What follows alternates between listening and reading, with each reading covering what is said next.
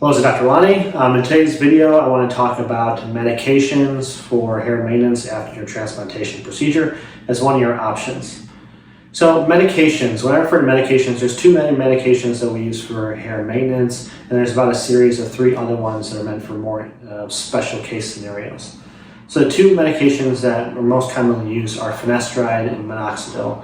Finasteride being Propecia and minoxidil being Rogaine. Let's start with finasteride first. Finasteride is a medication that blocks the effects of testosterone on your hairs. Now, testosterone converts itself into a molecule called DHT, dihydrotestosterone, and dihydrotestosterone actually has a receptor on the hair follicle and tells the hair follicle to slowly decrease in size over time. Finasteride blocks the conversion of testosterone to DHT and therefore prevents testosterone having an effect on your hair. So it's very nice because it's actually blocking the reason for male pattern hair loss and female pattern hair loss. The one side effect of testosterone, which is actually something you really need to consider, is when you take testosterone or finasteride by mouth, it affects testosterone all over your body. So it can lead to decreased libido, sexual functioning, erectile dysfunction, and anything else also related to like more masculine, like the ability to become more aggressive in terms of like workouts, having an extra edge. The makers of Propecia originally said that the side effect profiles are around 5%, but in clinical practice, I'm really seeing that that's probably around the 30 percentile.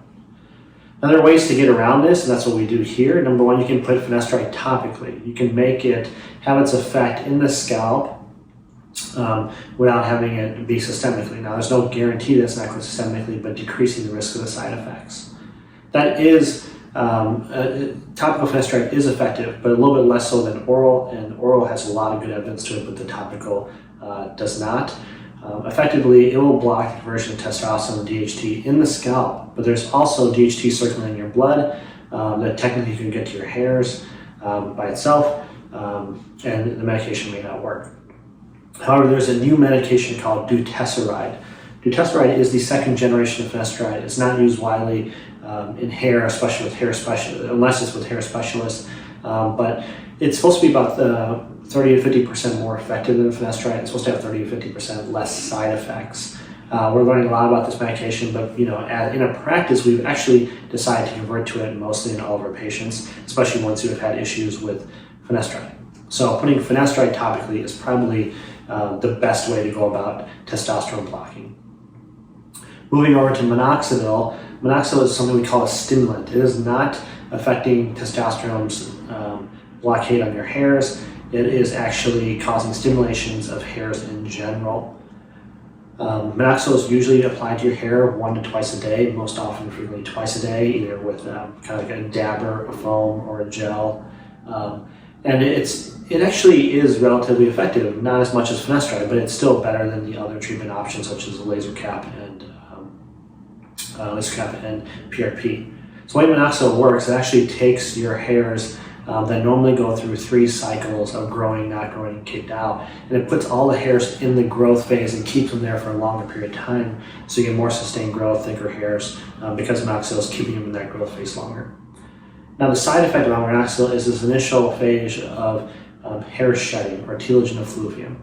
Now, this is a sign that minoxidil is actually working, and it's a good sign that it's working, but it's also something we just don't like to see.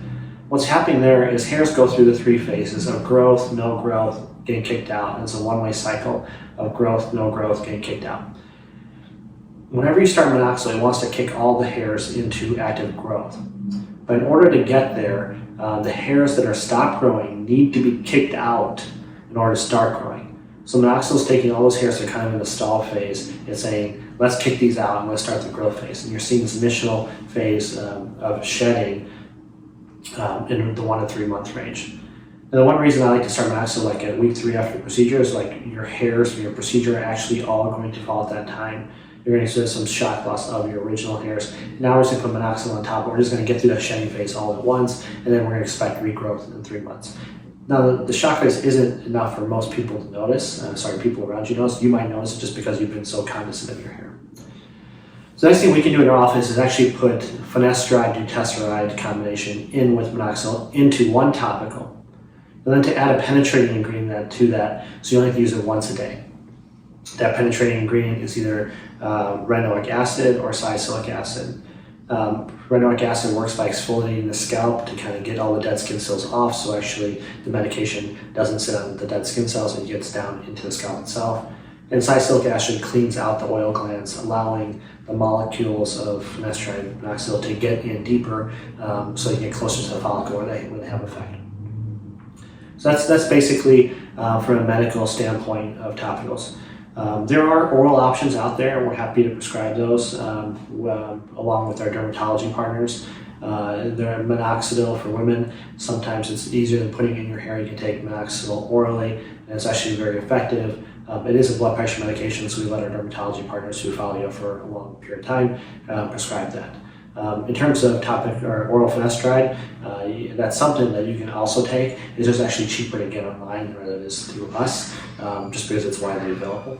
But hopefully this helps. If you're considering medical therapy, please let me know. I'm happy to answer more questions. But in a gist, it's very good. It's used once a day. There are kind of setbacks about both of them, but we try to reduce them in the formulations that we use. Thank you very much. Have a good day.